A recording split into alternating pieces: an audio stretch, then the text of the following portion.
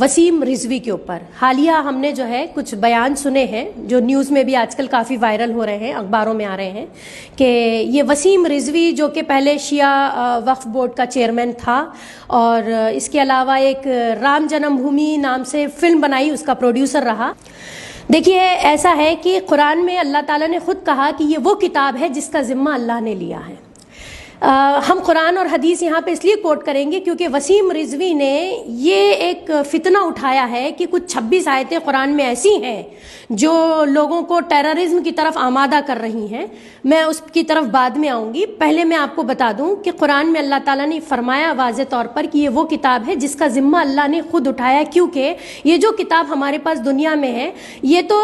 مطلب کہ پیپر کی کاغذ کی شکل میں موجود ہے، اصل جو ہے وہ تو لوح قرآنی میں محفوظ ہے۔ دوسری بات کہ بہت ساری کتابیں صحیفے اترے بہت نبیوں پر جن کا کوئی پروف نہیں رہا یا ان کو مطلب کہ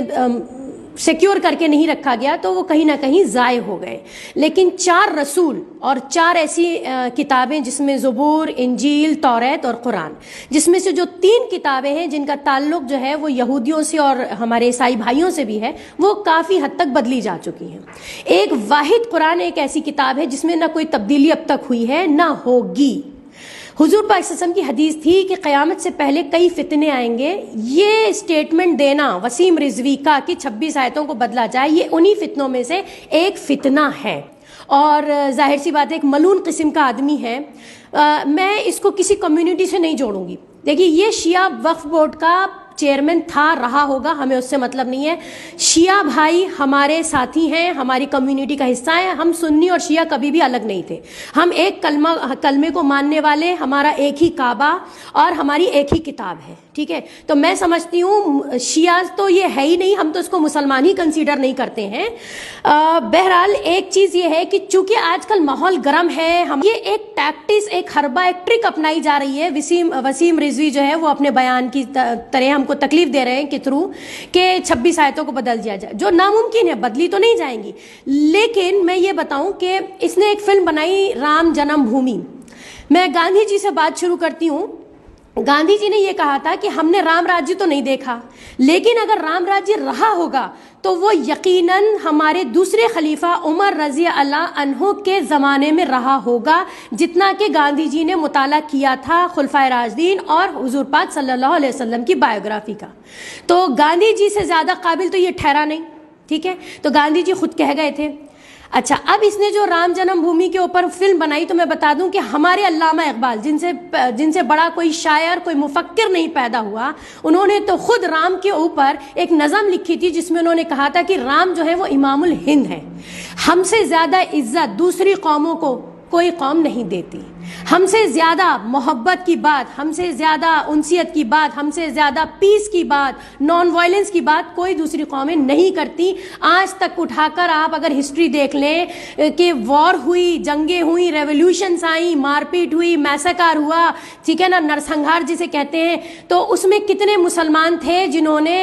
جو وجہ بنے ان سب چیزوں کے۔ بلکہ میں تو کہتی ہوں کہ مسلمان اس وقت بھی اور پرانے اگر ہسٹری اٹھا کے دیکھیں تو زیادہ تر تشدد کا نشانہ ہوتے رہے ہیں۔ تو یہ ایک بات کو پہلے تو میں کنڈم کرنا چاہتی ہوں، جو اس نے یہ کہا کہ ٹیررزم کی طرف لے جاتی ہیں اور ٹیررسٹ بناتی ہیں یا ڈر دکھاتی ہیں، تو یہ تو سراسر اس نے جھوٹ بول دیا۔ اگر کوئی اس کی بات کا پروف لینا چاہتا ہے تو وہ ان 26 آیتوں کو ڈھونڈ کے ان کا مطالعہ کر لے، دودھ کا دودھ پانی کا پانی وہی ہو جائے گا، ٹھیک ہے۔ یہ ایک ملعون شخص ہے، اور ابلیس کہنا بھی غلط نہیں ہوگا کیونکہ بی جے پی کا ماننے والا فالوور ہے، تو ظاہر سی بات ہے ان کے ایجنڈے پہ کام کر رہا ہے۔ اور ایک ایجنڈا جو دنیا میں اس وقت چلا ہوا ہے وہ ہے یہودیوں کا،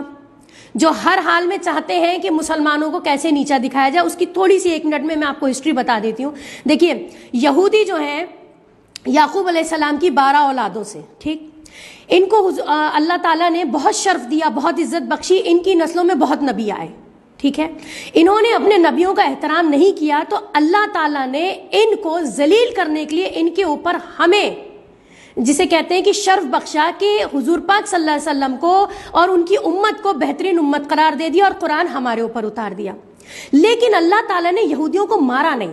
دیکھیے قوم لوط کو مار دیا, قوم سمود کو مار دیا, اور بہت ساری ایسی قومیں اٹھی فتنہ برپا کرنے والی اور اپنے نبیوں کو جھٹلانے والی جو ماری گئیں. لیکن یہودی جو سب سے زیادہ جن کے اوپر مطلب کہ گناہ آتے ہیں اپنے نبیوں سے بے حرمتی کرنے کے, ان کو اللہ نے مارا نہیں, ان کو اللہ نے رکھا. وہ کہیں نہ کہیں اس لیے تھا کہ اللہ نے ہم سے کہا ہے کہ جب تم خدا اور رسول کی اطاعت چھوڑ دو گے تو تم پر دوسری قوموں کو اس لیے مسلط کر دیں گے تاکہ تمہیں احساس ہو.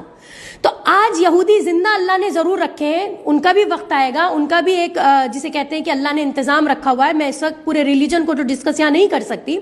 لیکن کہنے کا مطلب ہے کہ یہودی جو اس وقت سب سے ذلیل ترین قوم ہے, جس کو قرآن میں بھی ذلیل ترین کہا گیا ہے, جس کو حدیثوں میں ذلیل ترین بتایا گیا ہے, جس کو ہسٹری نے بتا دیا ہے کہ وہ دنیا کی سب سے زیادہ شر پسند قوم ہے, ٹھیک ہے, تو اس کا ایجنٹ ہے یہ, ایک فتنہ اٹھایا ہے, ایک شر پھیلانے کی کوشش کری ہے, اس کے علاوہ اور کچھ نہیں ہے. یہ کچھ کر نہیں پائے گا, یہ کچھ کر بھی نہیں سکتا ہے, کیونکہ اگر اس کا سامنا انسانوں سے ہوتا تو شاید امید تھی کہ یہ کچھ جیتتا یا ہارتا یا کچھ کرتا. اس نے ابھی جو ہے سیدھے سیدھے ہمارے اللہ کو چیلنج کر دیا ہے, اور وہ اللہ جو ہے وہ ہر قوم کا ہے. ہمارے ہندو بھائی بھی جانتے ہیں, ہمارے سکھ اور ہمارے عیسائی اور ہمارے دلت جو بھی اس ملک میں رہتے ہیں سب جانتے ہیں کہ قرآن کی کیا اہمیت ہے, اور قرآن ایک آسمانی کتاب ہے جس کو بدلنا تو ممکن ہی نہیں ہے. بہرحال ہم لعنت بھیجتے ہیں اس کے اوپر, اور اس کی بات کہیں بھی بات کو بھی مطلب کہ جسے کہتے ہیں کنڈم کرتے ہیں اور بددعا کرتے ہیں ایسے شخص کے لیے کہ اللہ اسے غارت کرے.